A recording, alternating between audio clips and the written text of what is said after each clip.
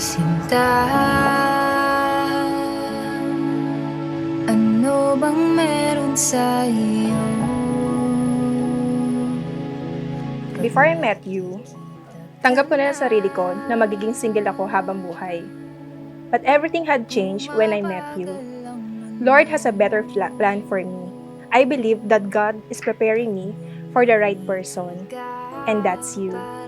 Charlotte, today, I join my life to yours. Not simply as your husband, but as your parent and your lover. Husband na susuportahan ka palagi. Friend na pasasahin ka araw-araw.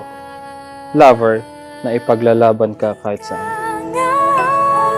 Tingnan mo lang ang aking mga mata. Huwag kang titingin na sa iba. Tinatanggap po ba si Charlotte bilang iyong asawang babae? Nangangakong iingatan ang inyong pagsasama sa pamamagitan ng tapat at taus-pusong pagmamahal bilang kanyang kabiyak?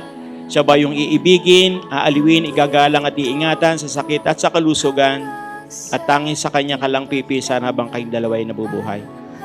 Yes po, Pastor. No words can explain how thankful I am.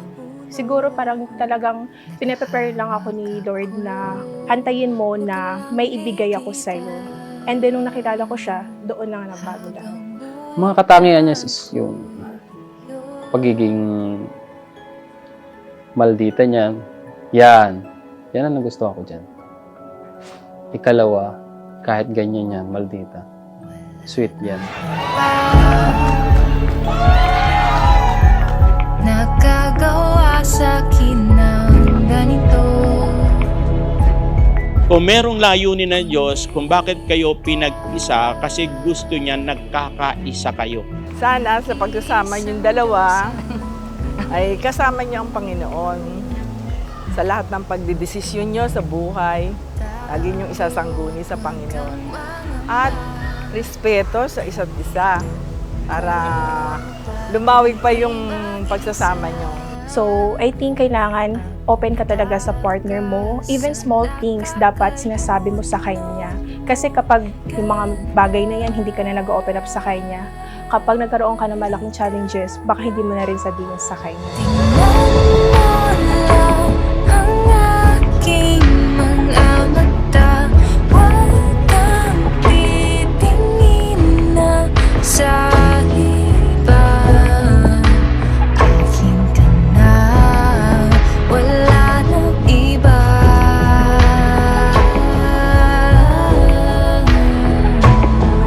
Andito ko hanggang sa Sinabi dahil dito iiwan ng lalaki ang kanyang ama at ina at siya'y magsasama ng kanyang asawa at sila'y magiging isa.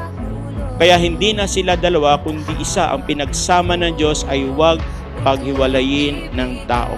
Nag-look back ako, what if iba yung naging partner ko? Magiging ganito ba ako? Magiging ganito ba ako kakampante? Pagsisilbihan ba nila ako? O baka naman, ako pa ang magsilbi sa kanila. So, I'm lucky na ikaw yung nakilala ko, ikaw yung binigay sa akin ni Lord para makasama ko habang buhay. How do I tell you I need you when you still the breath in my lungs?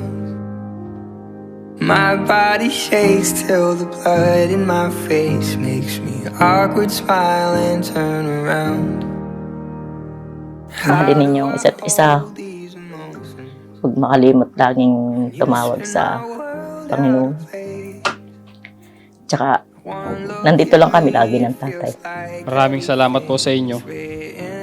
Sa inyo ko natutunan kung paano mamuhay ng walang inaapakang tao.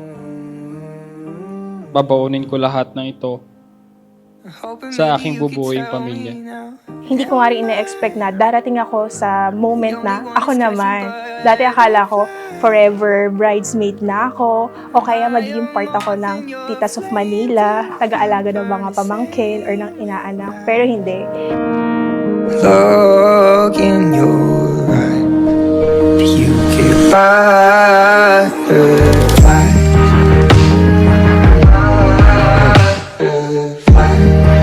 To the beautiful woman that I have, take this these earrings as a symbol of your beauty, joy, and satisfaction. Ingatan mo to, gold ito, isa ito sa nagsisimbolo ng kagandahan mo.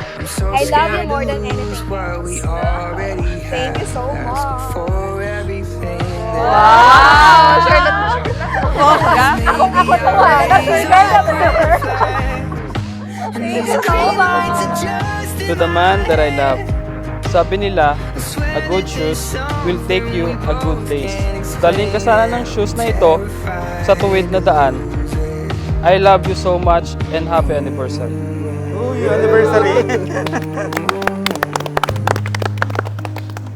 Hoping maybe you can tell May panglaro na. the only one that's catching butterflies. Am I a moth in your flame? Do you burn the same when hoping maybe you could tell me now?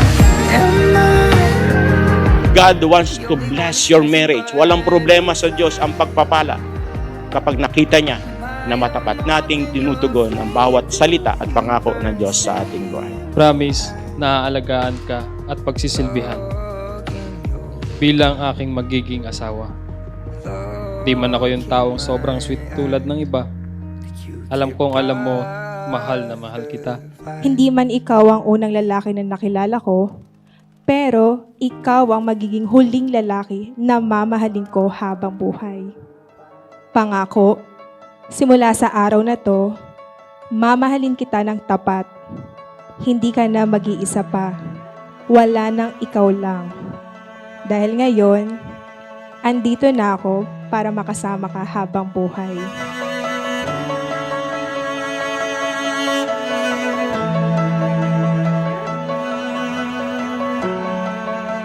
God is a God of purpose and a God of plan. Alam ng Diyos, isang araw, haharap kayo sa dambana. Walang bagay na naging aksidente sa Panginoon. Nagpapasalamat ako kay God dahil binigyan niya ako ng mapagmahal at responsableng partner. Ikaw lang pipiliin ko at tayo lang ang magsasama habang buhay. Sa hirap at ginhawa, sa sakit man o kalusugan, mamahalin kita habang buhay ayon sa Diyos.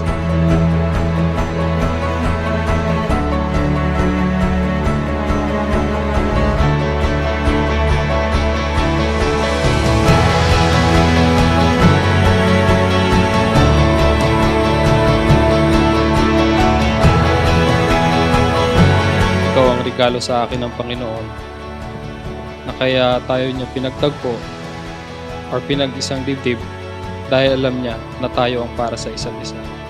Simula sa araw na to, sa lahat ng tao nandito, pati kay God, pinapangako ko na ikaw na ang magiging priority ko.